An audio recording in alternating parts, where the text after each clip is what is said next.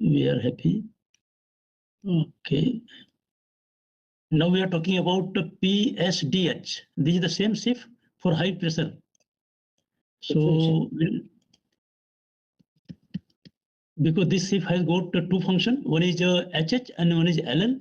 As per the SIL DEP, we can use the same transmitter for opposite function. So this is correct.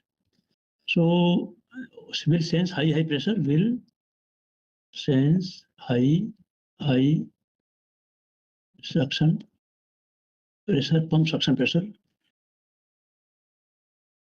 pump suction PREWS, and will trip the pump. Okay, if this does not trip, so we have got P5. This is very critical scenario. This is very important, and there is only one cause: downstream cause, block flow at common discharge MPS main pump. So this we have taken from the HOP only. If you see here, PSDH in the HOP, PSDH only one.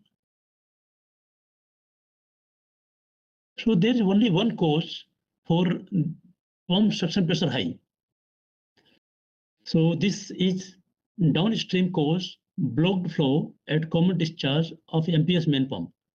And if this does not trip, this will create fire and explosion, and this can have multiple fatality, is P5. So we'll take this one and we'll say, right, the conditional modifier. So now, I mean, for team, say for example, if this there is a rupture case and there is LOPC, when I'm saying LOPC can happen here, but to person to die, person should be nearby.